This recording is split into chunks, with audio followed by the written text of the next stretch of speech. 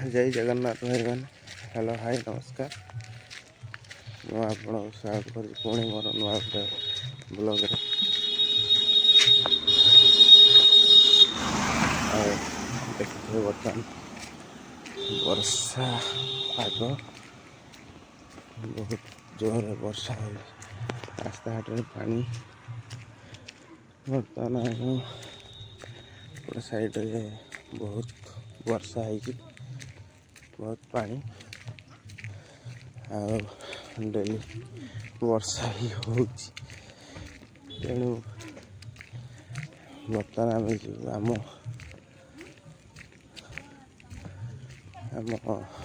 ଦୋକାନ ପାଖକୁ। ଆଜି ଚାଲି ଯାଉଛୁ। ତେଣୁ ଆଜି ବାଇକ୍ ରଖିଦେଇଛୁ, ବର୍ଷା ଯେହେତୁ ହେଉଛି କାହିଁକିନା ବାଇକ୍ଟି ଧୋଇଥିଲି, ତେଣୁ ବାଇକ୍ଟି ରଖିଦେଇଛି। ମୁଁ ଚାଲି ଯାଉଛି। ଆଉ ରାସ୍ତା ଦେଖନ୍ତୁ ଏଇଭଳିଆ ଭିଉ। ଆଉ ଆଗକୁ ପଛରେ ରାସ୍ତା କାମ ବି କିଛି ଆମ ଘର ପାଖାପାଖି ହେଉଛି, ଆଉ କିଛି ଆଗକୁ ବି ରାସ୍ତା କାମ ହେଉଛି। ଆଉ ମୁଁ ଚାଲି ଯାଉଛି ଦୋକାନ ପାଖକୁ। ବେଶୀ ନୁହେଁ, ଏଇଠୁ ଆମ ଘର ପାଖରୁ 400 ମିଟର। ତେଣୁ ଚାଲିକି ପଳେଇବା, ଟିକେ ମୋଟାପଣ କମିବ କାଳେ, ସେଇଥିପାଇଁ ତେଣୁ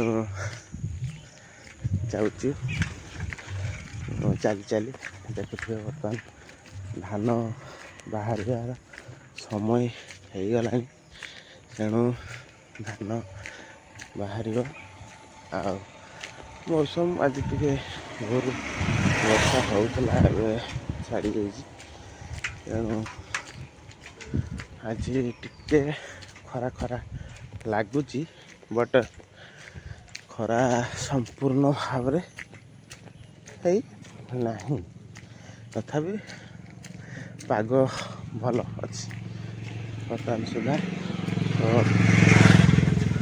ଚାଲିଛି ଦୋକାନ ପହଞ୍ଚିବା ପାଖାପାଖି। ଆଉ ପହଞ୍ଚିଲା ପରେ ଆପଣମାନଙ୍କୁ ଦେଖାଉଛି କେମିତି କ'ଣ, ମାନେ ଦୋକାନ ପାଖରେ ପହଞ୍ଚିଲି। ଆଉ ବହୁତ ଦିନ ହେଲା ଆପଣଙ୍କୁ ଦେଖେଇନି ଆମ ଗାଡ଼ି। ଏ ବର୍ଷ ପୂଜା ବି ଠିକ୍ସେ, କାହିଁକିନା ମୋ କାକି ଏକ୍ସପୋର୍ଟ କରିଥିଲେ, ସେଇଥିପାଇଁ ପୂଜା ବି ମୁଁ କରିନି।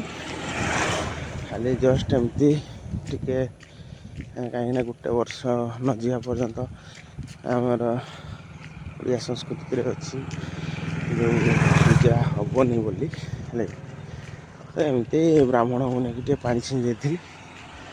ଆଉ ଦେଖିବେ କାମ ହେଉନାହିଁ। ଆମ ଘୋଡ଼ା ବର୍ତ୍ତମାନ ଛିଡ଼ା ହେଇଛି ବହୁତ ଦିନ ହେଲାନି। ଆଉ ତାକୁ ଷ୍ଟାର୍ଟ କରିବା, ଦେଖିବା କ'ଣ ହେଉଛି, ଦେଖାଉଛି। ପୁଣି ଆମେ ଆସିଗଲୁ ଆମ ଗାଡ଼ି ପାଖକୁ। ଦେଖନ୍ତୁ ଭାଇମାନେ, ଆମ ଗାଡ଼ି ଏଇଠି ଛିଡ଼ା ହେଇଛି। ଆଉ ଗାଡ଼ିରେ ବର୍ତ୍ତମାନ ତେଲ ନାହିଁ, ତେଲ ଢାଳିକି ଆପଣଙ୍କୁ ଷ୍ଟାର୍ଟ କରି ମୁଁ ଦେଖେଇବି। ହେଲା, ପୁରା ସଫା ସୁତରା ଦେଖନ୍ତୁ, ପୁରା ଠିକ୍ ଠାକ୍ ଚକଚାକ୍ କରିକି ରଖିଛି। ଖାଲି ଟିକେ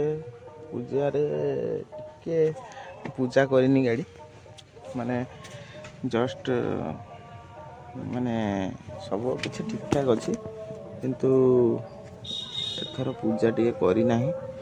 ଏଥିପାଇଁ କହୁଥିଲି, କାକି ଏକ୍ସପର୍ଟ କରି ଯାଇଥିଲେ, ସେଥିପାଇଁ କରିନାହିଁ। ଏବେ ଗାଡ଼ିରେ ଆସିକି ବସିଗଲି। ଆଉ ଦେଖନ୍ତୁ, ଆଉ ଇଏ ହେଉଛି ଚାବି।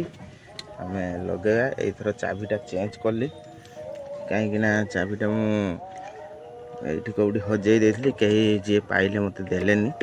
ତେଣୁ ମୋର ଏମିତି ଗୋଟେ ବାଇକ୍ ଚୋରି ହେଇଯାଇଛି।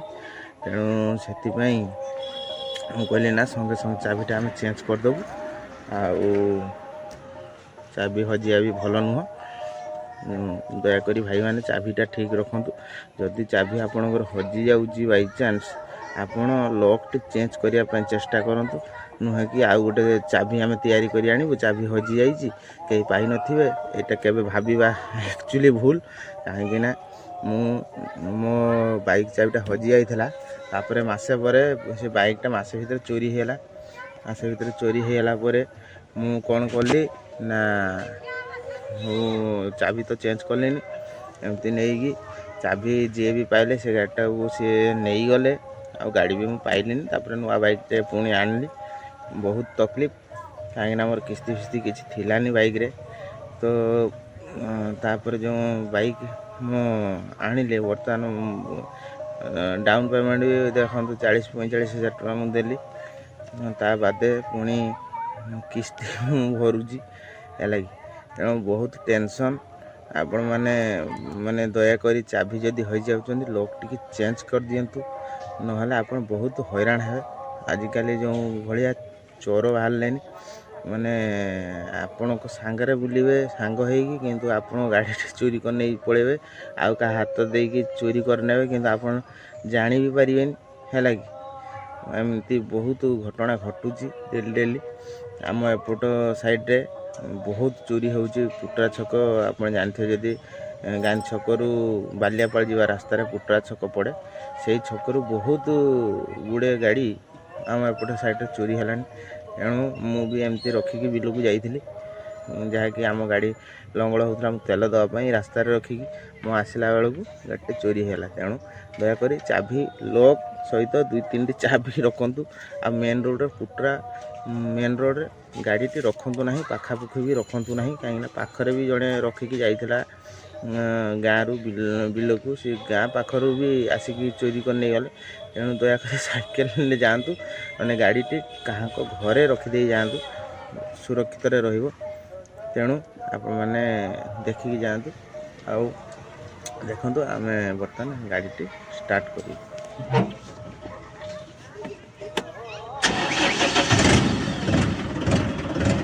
ଯେହେତୁ ତେଲ ଥିଲାନି, ତେଣୁ ଟିକେ ତେଲ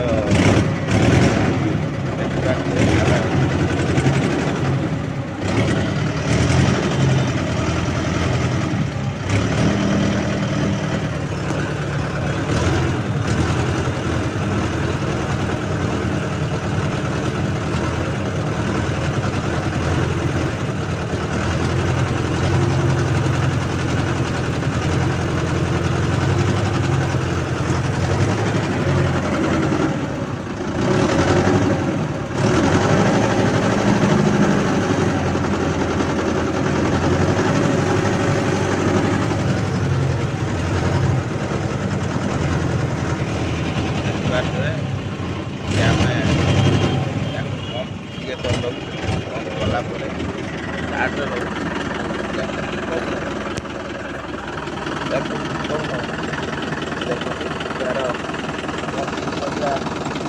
ଜାଗା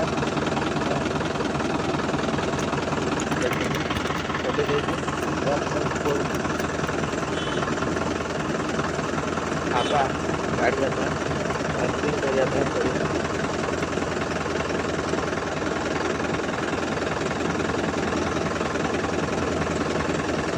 ଏବେ ଲଗେଇଦେଲି, ଆଉ ଏବେ ଦେଖିବା।